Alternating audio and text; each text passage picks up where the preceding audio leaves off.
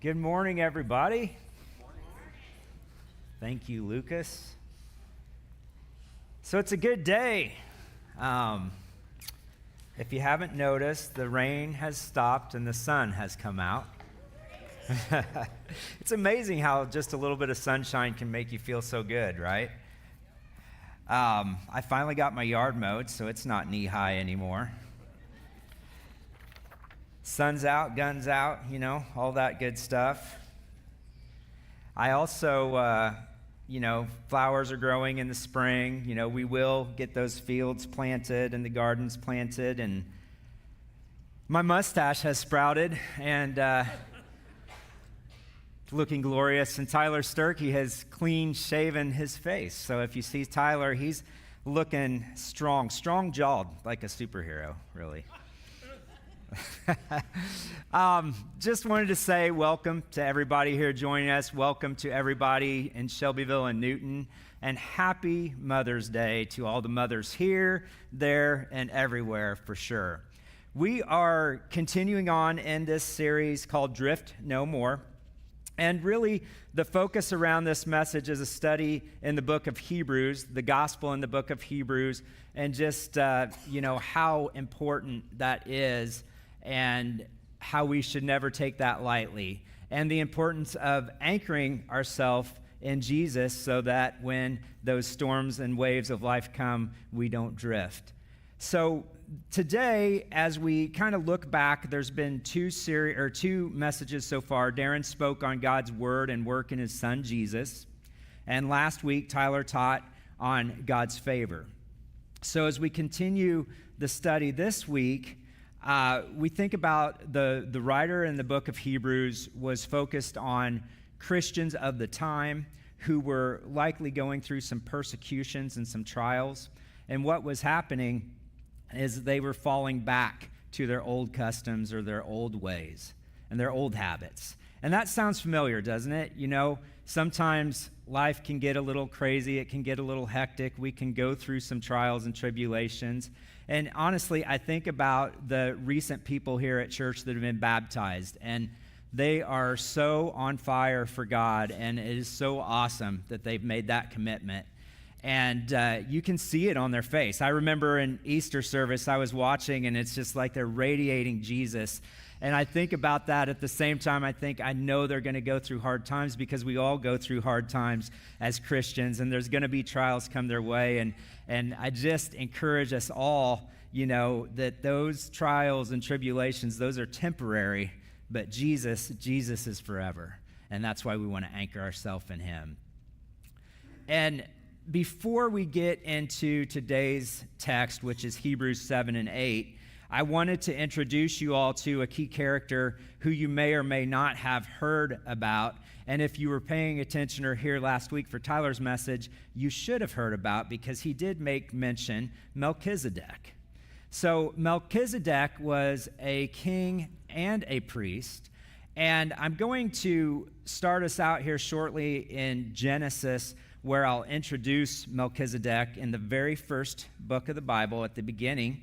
And before that, though, I want to set the stage. So Abram, who most of us know as Abraham, it's just God had not named him Abraham yet, had gone to battle with all these kings of the area. So these bad kings were joining forces, and they were going to war, and they were against God and against Abraham's people.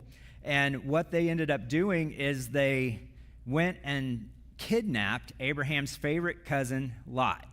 So you've heard of Lot. If you remember Sodom and Gomorrah, the city was being destroyed. Lot and his family were fleeing. They said, don't look. God said, don't look back. His wife looked back. Pillar of salt, she's gone. That happens later. But that Lot. So anyway, Abraham went to battle with these kings. He rescued his cousin Lot.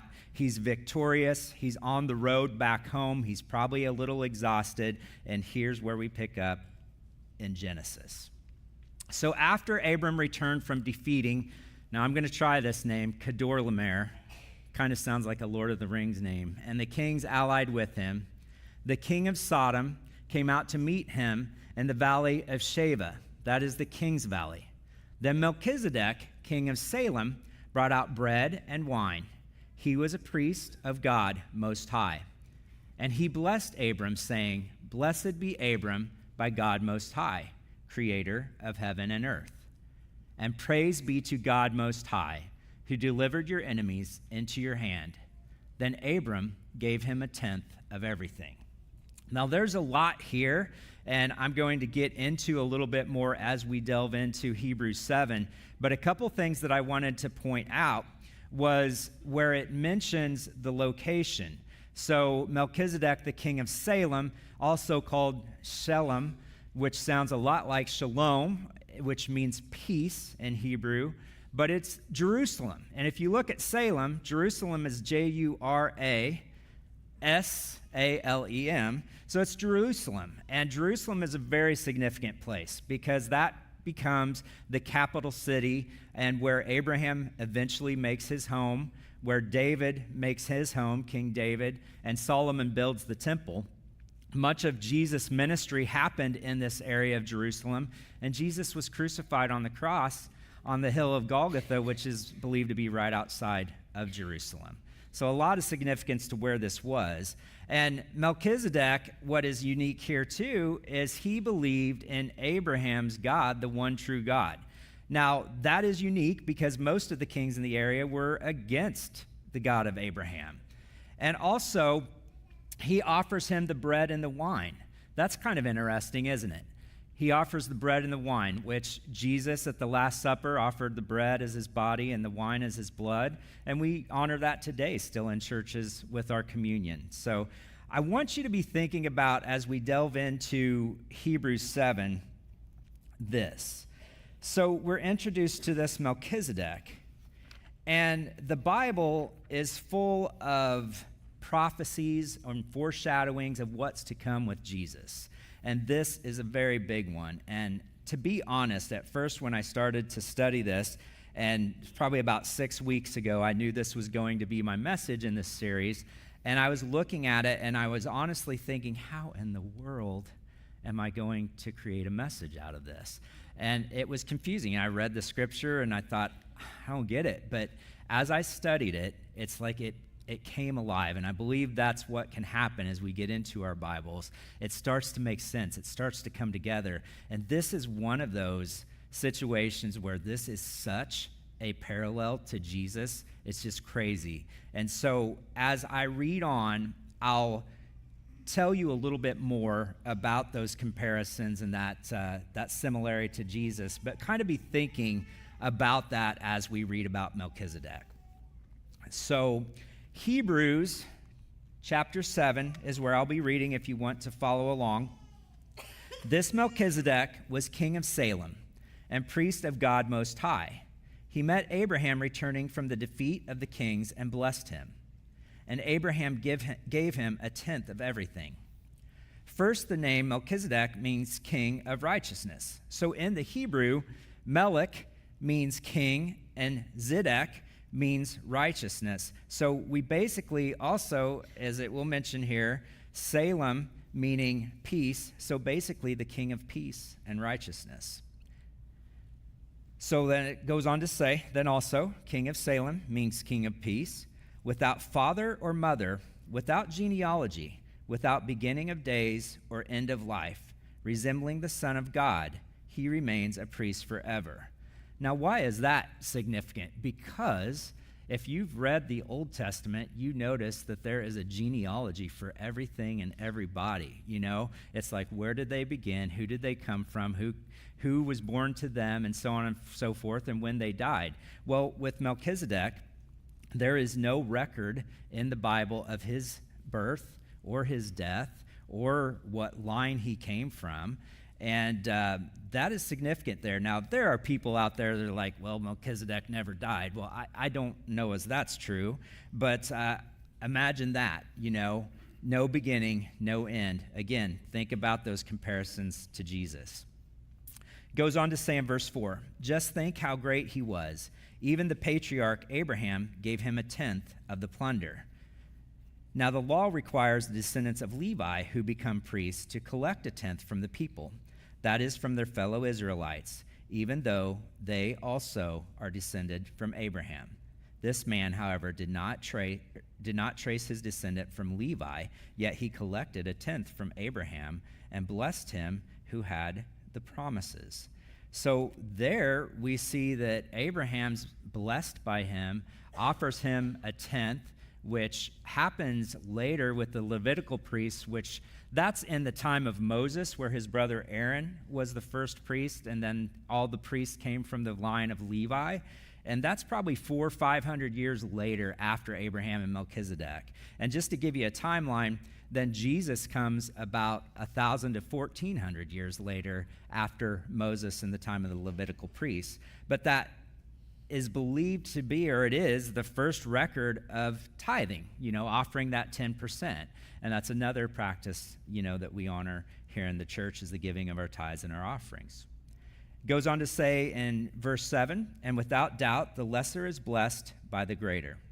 In the one case, the tenth is collected by people who die, but in the other case, by him who is declared to be living. One might even say that Levi, who collects the tenth, paid the tenth through Abraham, because when Melchizedek met Abraham, Levi was still in the body of his ancestor, meaning no Levi yet. That comes many, many years later. So many comparisons as you think about it, and just what a cool thing to have that story of Melchizedek and to be able then to tie that together with Jesus as our high priest and king and more. And so I'm going to go on to read the second part of chapter 7 and chapter 8. But as I do, I want you to be thinking again about those comparisons, but also be thinking about the superiority that is Jesus. If perfection, in verse 11, could have been attained through the Levitical priesthood, and indeed the law given to the people established that priesthood, why was there still need for another priest to come, one in the order of Melchizedek, not in the order of Aaron? Another tidbit there is it says one in the order of Melchizedek. That's a reference to Psalm 110, which also mentions Melchizedek. So we've got Melchizedek basically at the beginning of the Bible, the middle of the Bible in Psalm, and the end of the Bible. Another, beginning, middle, and end. For when the priesthood is changed, the law must be changed also. He of whom these things are said belonged to a different tribe, and no one from that tribe has ever served at the altar. For it is clear that our Lord descended from Judah, and in regard to that tribe, Moses said nothing about priests.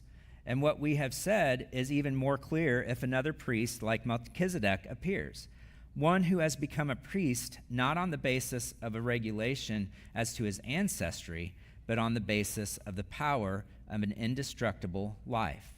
For it is declared, you are a priest forever in the order of Melchizedek. The former regulation is set aside because it was weak and useless, for the law made nothing perfect, and a better hope is introduced by which we draw near to God. And it was not without an oath. Others became priests without an oath. But he became a priest with an oath when God said to him, the Lord has sworn and will not change his mind. You are a priest forever. Because of this oath, Jesus has become the guarantor of a better covenant. Now there have been many of those priests since death prevented them from continuing in office, but because Jesus lives forever, he has a permanent priesthood. Therefore, he is able to save completely those who come to God through him, because he always lives to intercede for them. Such a high priest truly meets our need, one who is holy, blameless, pure, set apart from sinners, exalted above the heavens. Unlike the other high priests, he does not need to offer sacrifices day after day, first for his own sins and then for the sins of the people. He sacrificed for their sins once for all when he offered himself. For the law appoints as high priests men in all their weakness, but the oath which came after the law appointed the Son, who has been made perfect forever. So now we have, in the times of the Levitical priests, there is a lot of imperfect priests who made mistakes. Well, Jesus is the perfect high priest, and he is also the sacrifice. He is the sacrifice. He's not offering sacrifices on behalf of the people. He is the mediator between the people and God, but he is also king, priest, and sacrifice. We go on in verse 8. It says, "Now the main point of what we are saying is this. We do have such a high priest who sat down at the right hand of the throne of the majesty in heaven, and who serves in the sanctuary, the true tabernacle, set up by the Lord, not by a mere human being. Every high priest is appointed to offer both gifts and sacrifices, and so it was necessary for this one also to have something to offer. If he were on earth, he would not be a priest, for there are already priests who offer the gifts prescribed by the law. They serve at a sanctuary that is a copy and shadow of what is in heaven. This is why Moses was warned when he was about to build the tabernacle, 'See to it that you make everything according to the pattern shown you on the mountain.' But in fact, the ministry Jesus has received is as superior to theirs as the covenant of which he is mediator is superior to the old one, since the new covenant is established on better promises. For if there had been nothing wrong with that first covenant, no place would have been sought for another. But God found fault with the people and said, 'The days are coming, declares the Lord, when I will make a new covenant with the people of Israel and with the people of Judah. It will not be like the covenant I made with their ancestors when I took them by the hand to lead them out of Egypt, because they did not remain faithful to my covenant, and I turned away from them, declares the Lord. This is the covenant I will establish with the people of Israel. After that time, declares the Lord, I will put my laws in their minds and write them on their hearts. I will be their God, and they will be my people. No longer will they teach their neighbor or say to one another, 'Know the Lord,' because they will all know me, from the least of them to the greatest, for I will forgive their wickedness, and I will remember their sins no more. By calling this covenant new, he has made the first one obsolete, and what is obsolete and outdated will soon disappear." So just how amazing is it that before the people had to go through the priest to connect with God, and now we have that direct link to God through Jesus. So as I mentioned, Jesus is the king and the priest and the sacrifice, and that is amazing. And I was thinking when that blessed day when Aaron came to my office and I was struggling with this message and thinking, how in the world will we tie this message in with a story or some illustration? And he was like, "What, you don't have any good stories about Melchizedek?" So this is my tie-in. Now bear with me. I'm going to shift a little bit. So we think about Jesus as our king, our priest, and our sacrifice. And today we honor mothers. And if you ask me, now I'm going to say this up front, I've been very blessed. I've had a wonderful mother in my life. I've had wonderful mother figures. I have a wonderful wife who is a mother. But it's hard-pressed to find a better comparison to mother or to Jesus here on earth than it is mothers. Now that said, I know that not everybody in the room can feel that way. Life's thrown you some curveballs. You might be a single person who wants to be married and have a family so bad. You may have dealt with loss or struggled to have children of your own. And I want to be sensitive to that. But at the same time, I think we can all get something out of this next phase of the message. So hang with me, whether you're a guy in the room, whether you're a girl, whether you're a mom, whether you're a grandma, hang with me because there's something here for everyone. And the last time I checked, none of us would be here if we didn't have a mom. So I want to share with you a poem for Mother's Day by Amy Young. To those who gave birth this year to your first child, we celebrate you. To those who lost a child this year, we mourn with you. To those who are in the trenches with little ones every day and wear the badge of food stains, we appreciate you. To those who experienced a loss this year through miscarriage, failed adoptions, or running away, we mourn with you. To those who walk the hard path of infertility, fraught with pokes, prods, tears, and disappointment, we walk with you. Forgive us when we say foolish things. We don't mean to make it harder than it is. To those who are foster moms, mentor moms, and spiritual moms, we need you.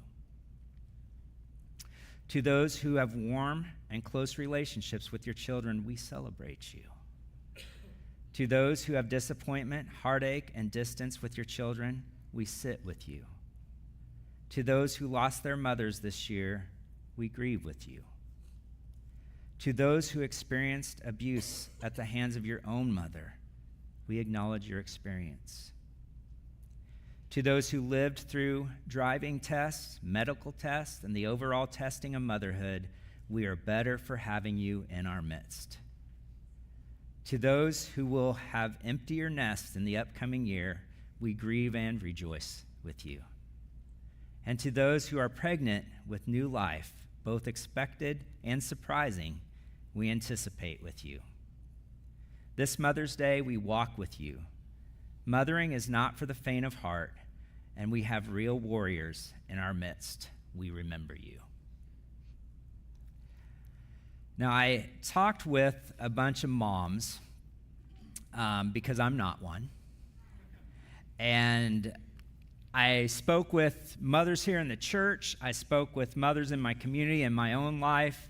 And this covers the gamut. These are mothers who have young children and they're in the thick of it. There's mothers with older kids, mothers who are empty nesters, grandmas, mother figures, mothers who have dealt with heartache and loss. And I was going to fine-tune it, and there was just no way because this is so chock full of great information, and I'm going to share these with you. And if this is something that strikes a chord with you and you would like to have a copy of, I would be happy to get that to you, and you can get online to the website and email me personally at jimcarroll@newhopenow.cc.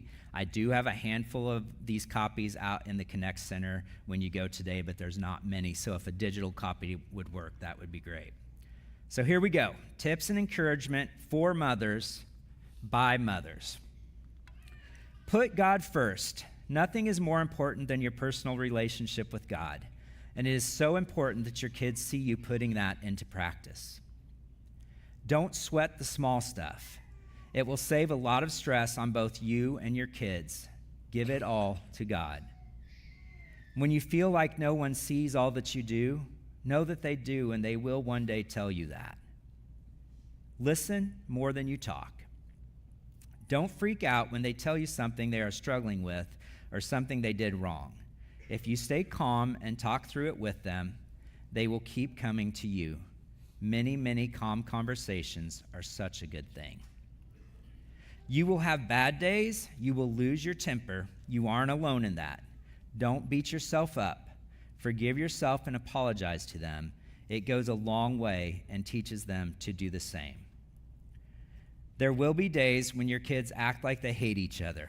They don't. You will see their love for one another as they grow older. Know that you are not the Holy Spirit. Release yourself from that. Prayer is your biggest weapon. Stand in the gap for them and pray that God will guide them and use their gifts for his good. Find a community of other mothers and prioritize yourself. God included a seventh day of rest for a reason. Remember that God created you to be your kids' mom. You have been chosen for them. Enjoy each stage. It is easy to mourn the past and feel sad about them growing up, but I have found that I am able to fully enjoy each stage if I don't focus on what we are losing. Just as we can't pat ourselves on the back too much for our kids' successes, we also can't own their mistakes or poor choices. Each of us are individuals with free will. Remember that you want to know and enjoy your spouse when your kids move out. So if you're married, don't neglect the number one earthly relationship, your husband. Don't say, my kid would never, ... because as soon as you do, they're going to never like they never before. Proverbs 22:6, train up a child in the way they should go, and when they are old, they will not depart from it. Trust me when I say you will have plenty of time to clean and do house chores when they are older. Play the games, color the pages, read the books, host the parties. It's okay if they cry in church. We all understand. Bring them. Keep God at the center of everything and pray, pray, pray. Give God the praise. Relax. Pick your battles. Put your phone down and be present. Love and discipline. There has to be both. There can't be one without the other. If you think about it, that is also what God gives us. He just does a better job at it than we do. Hold them longer. When you think you need or should put them down, hold them longer. Time is such a thief. Give yourself grace. Don't compare yourself to others' moms. You are the mom that God chose for your child. Let them get dirty. This mom said she used to really hate this, but has found her kids love it, and it keeps them happy and busy for a long time. It's okay to step back and reevaluate your plans. What once seemed like a good idea may no longer serve your family. Put in the work of consistency, discipline, and follow through when your children are young, and it will be time and energy well spent. On occasion, carve out one-on-one time with each of your children. Take a real interest in what they tell you. This goes hand in hand with the wise saying that they don't know how much they know until they know how much you care.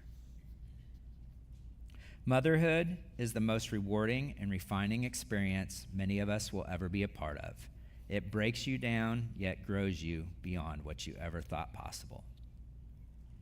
Give yourself and your kids plenty of grace. Say, I'm sorry when you mess up. One of the most powerful examples we can set is showing humility by owning our mistakes and giving our kids the space to own theirs too. Embrace the ever-changing roles to the best of one's ability. Caregiver and protector of infants, teacher of young children, nurturer of adolescents, supporter of young adults, empowerer of older adults, and through it all, unconditional love. It's been the best and most important job of my life. Don't underestimate the power of a 10-minute walk alone. No kids, no music or podcasts, just being outside in creation, walking in silence, and simply being a soul in God's presence. Knowing you are loved and that you are enough because of Jesus. As a mom, you need a lot of grace for others, but even more for yourself. Jesus doesn't see you as a failing mom. Your mom friends don't see you as a failing mom, so you need to see that as well.